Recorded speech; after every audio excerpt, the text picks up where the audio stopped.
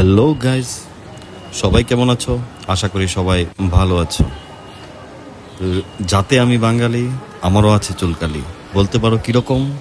তো ব্যাপারটা হলো এইরকম যে আমরা সবাই জানি যে কেউ মারা গেলে 12 দিন পর, 15 দিন পর, 1 মাস পর আমরা শ্রাদ্ধ করি। কিন্তু আজকে আমরা দেখব টাকা শ্রাদ্ধ আমরা কিভাবে করি। চলো আমার সাথে দেখি টাকা শ্রাদ্ধ কিভাবে হয়। তো আজকের টাকা শ্রাদ্ধ শুরু করলাম আমি পোলো সেন্ট্রাল মলের টাইম জোন থেকে। হ্যাঁ, তোমরা ঠিক শুনতে পেয়েছো, পোলো সেন্ট্রাল মলের টাইম জোন থেকে।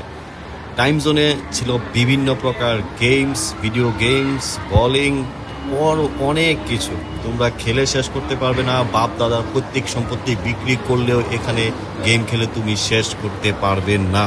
যেখানটাতে ঢুকলেই তোমাকে প্রথমে দেওয়া হবে শ্রাদ্ধের একটা মেনু কার্ড, যার রেঞ্জ হলো 600 টাকা থেকে শুরু, ম্যাক্সিমাম তোমার পৈতৃক সম্পত্তি।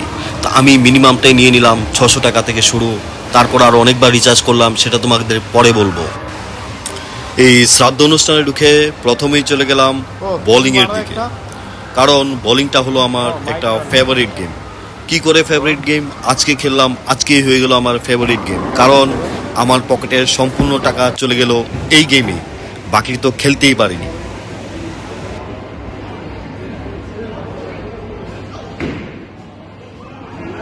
এইবার বুঝতে পারলে কি করে হলো এটা আমার ফেভারিট গেম, কারণ এটাই মোটামুটি আমি ভালো খেলেছি, বাকিগুলা তো বলেই লাভ নেই।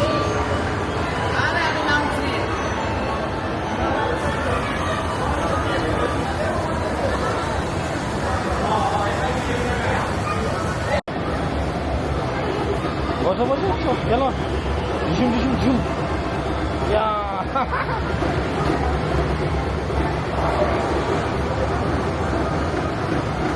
সরো সরো।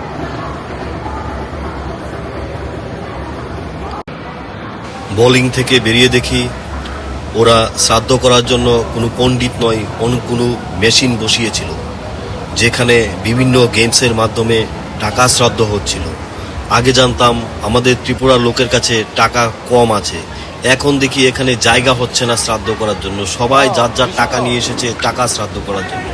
আমি আমার মেনু কার্ডটাকে টোটাল 5 বার রিচার্জ করেছি, যেখানে আমার গিয়েছিল প্রায় 3000 টাকা।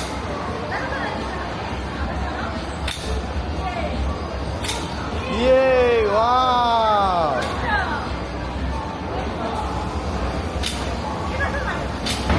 এখানে না বেলুন বেলুন। হ্যাঁ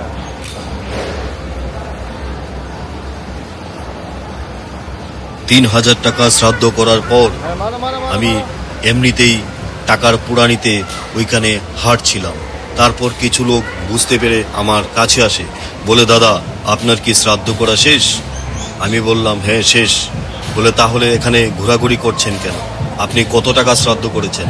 তাই বললাম মাত্র 3000 টাকা। তারপর ওরা আমাকে বলল, পদে লাভ দিবে না এভাবেই বেরিয়ে যাবে? তারপর আমি বললাম, না ভাই, আমার শ্রাদ্ধ হয়ে গেছে, আমি বেরিয়ে যাচ্ছি। বেরোতে বেরোতে দেখলাম কিছু লোক মঙ্গল গ্রহে যাওয়ার জন্য একটি গাড়ির মধ্যে উঠে বসেছে। আমি ভাবলাম আমিও যাব না, কিন্তু মানিব্যাগে হাত দিয়ে দেখি আমি তো খালি। তারপর এখান থেকে বেরিয়ে মনে মনে ভাবছিলাম কিভাবে আমি আমার টাকা পুরানিটা কমাবো, কারণ রাতে আমার এই টাকার জন্য ঘুম আসবে না। ভাবতে ভাবতেই দেখলাম এখানে অনেকগুলো সিঁড়ি উঠানামা করছে।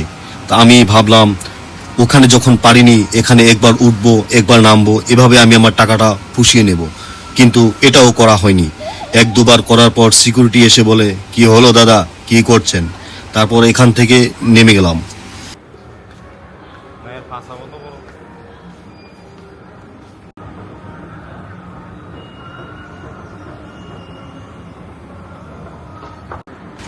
এখান থেকে নেমে একটু এগোতেই দেখি অনেকগুলো ব্র্যান্ডেড শোরুমের দোকান, যেখানে প্রত্যেকের এন্ট্রির সামনে লেখা ছিল, আগে পৈতৃক সম্পত্তি বেঁচে আসুন, না হলে একটা কিডনি বেঁচে আসুন।